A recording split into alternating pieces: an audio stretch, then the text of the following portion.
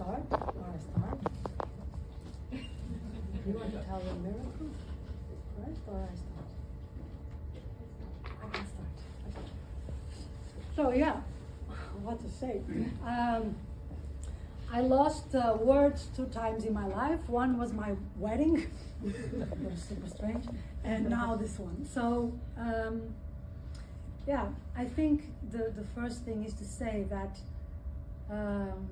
for me doing this documentary was a hard task, I must say, because I felt like I wanted to share, but I didn't want to take the story of someone else. So I didn't want to tell the story that was from Peter. So I didn't want to say what he felt or what he thought, because that was not mine. And I think he could share that along the way.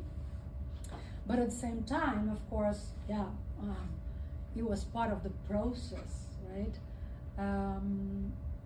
And for me, the biggest intention with this documentary, and that's what I asked, so I didn't have any intervention on the images were chosen or nothing. I just did my interview. I even didn't know what questions my friends were replying to or anything like that. Because I said, I want to tell my story, and I want someone to tell how they felt with that story. So that was the work that João and Rita did.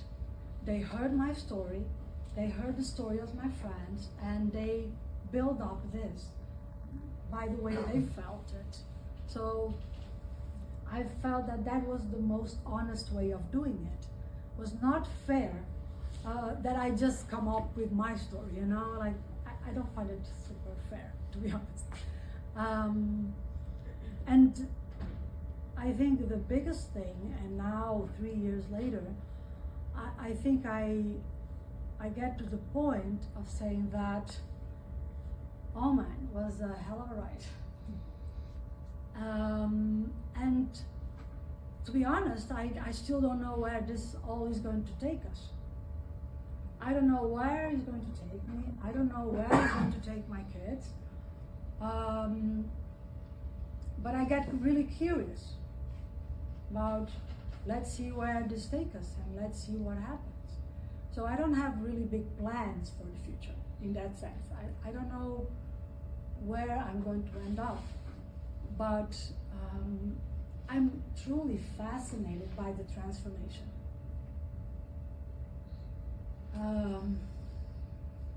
Sometimes even when I look back, even to these images, I'm like, oh my God, who is that person? Where is that person? And one of the things that for me makes all the sense in the world is that I really want to continue being the person that I was because Peter loved me.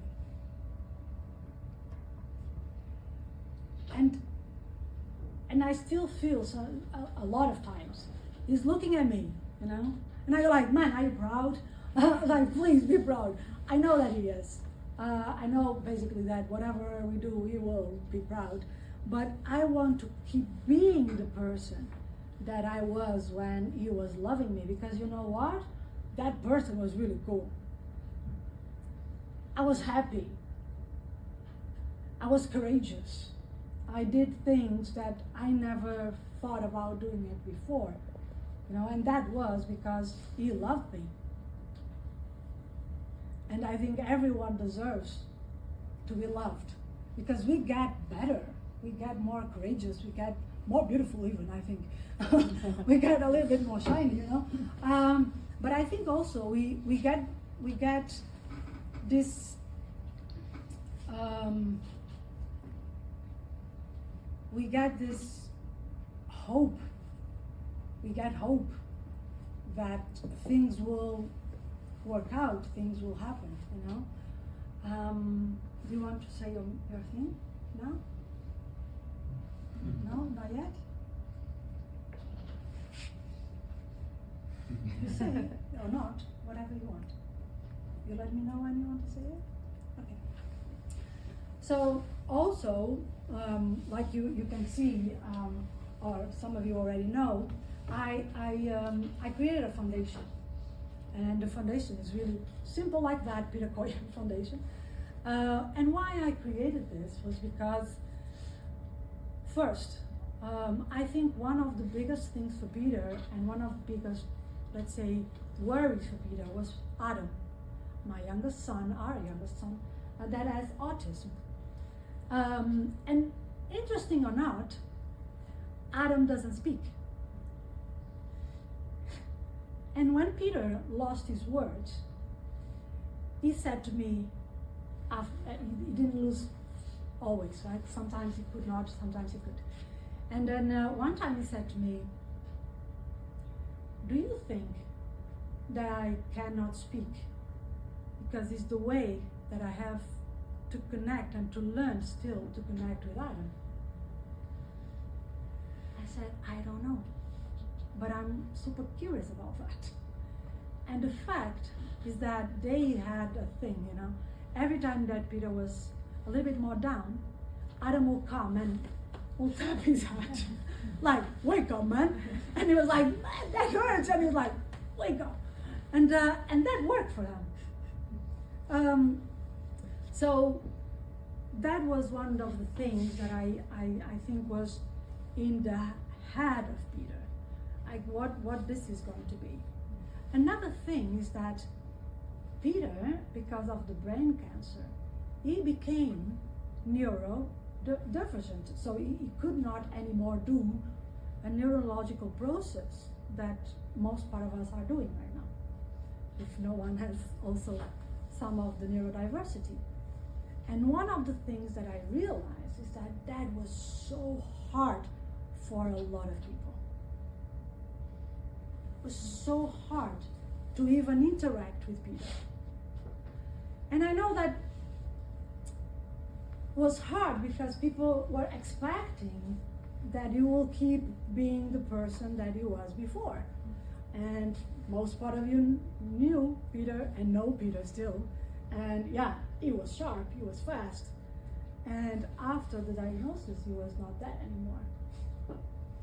I remember that we came from the hospital, we got the diagnosis, and Peter had his computer with all the projects that you can imagine. And he said to me, I cleaned my computer. I'm like, what? All my agenda is gone. I'm like, okay, I'm not going to do anything. The only project that he kept was Marco, the project with Marco, that he said, I'm going to finish this. And yeah, we still have that going on, but I find it amazing. So going from a person that was like 120 per hour to someone that decided to push the brake and go like, I'm going almost for 0. And this was difficult for people to deal with. And I got the opportunity also to say, okay, I cannot save him. And that was cover. The effort was really hard. For a person like me that works with people, that I think I saved some lives.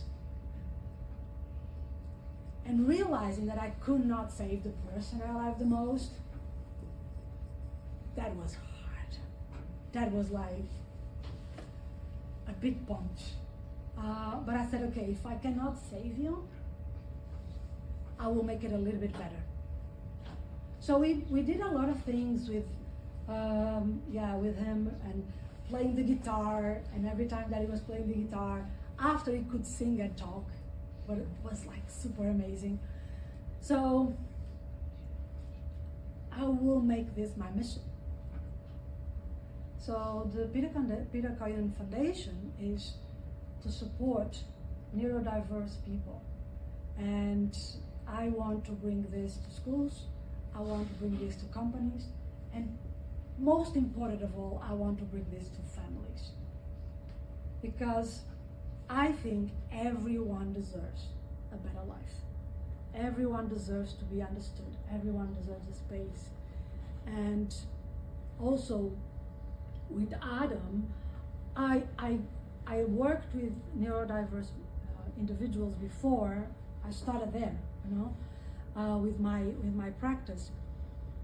But now being a mom, I was like, it's the simple things. I think a lot of people don't imagine what is to go in an airplane with an autistic child. What is to go to a pool with an autistic child. Most part of people don't understand what is to go and make everything needs to be safe. So this summer, Adam decided to explore in my parents' house outside. He disappeared. He was found by the police. And you're like, oh my God, I was not expecting that. And then in my mind, it's like, okay, I want to make some bracelets. I want to make a necklace. I want to make something, because you put a bracelet and you go like, yeah. So you need to create something that you can hold on, something that you can keep. And this is not there. It's not done. And also, for children. So for instance, they know what is to have an autistic child at home. And for instance, every time that a new friend of Alicia comes to the house, they come in the house and say, my brother is always naked, but it's okay, and he's going to do this, and so she gives a little bit of instructions how people can deal with Adam. And I find that super magnificent, and I think, yeah, we need to put this more available for people. So that's why we created the Peter Koijen Foundation, and I hope that you can be the first ones to help me out, just by spreading the word. It's not too much. So that's what I also decided to do. And yeah, if I think about us right now, when people ask, how are you doing? I will say, I'm okay. Maybe I will not be happy. Doesn't matter. I'm very enjoyful of the life that I have. I have joy. I'm not happy, but I have the joy of being alive. And I still feel very honored, because guess what? I'm loved. And I think, yeah, I don't know if everyone can have that look, and I have it. So that's what I will keep forever and ever. So that's what I wanted to say. I don't know if we want to say it now, before we go. You want to try? You want my help? Yeah? Just try. If you start, you are a little scared. Okay. You want me to start? The miracle? You want to share? Oh, Alicia said to me, Mama, I want to share a miracle. We have some of them, okay? We have some miracles going on in the house. So Alicia had an experience one time, right? That you were asking Papa something? Huh? Oh, she texted Papa and you were asking for his help. Or no, he texted that you loved him, right? Okay, and what happened after? Oh, and then she received on that message 3 hearts. And she said, oh, okay, this is my little miracle. And I think life is all about that. If you look and if you allow, you will have some miracles coming in.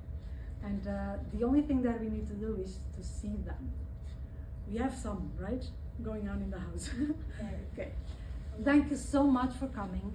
And I want to say before we go that,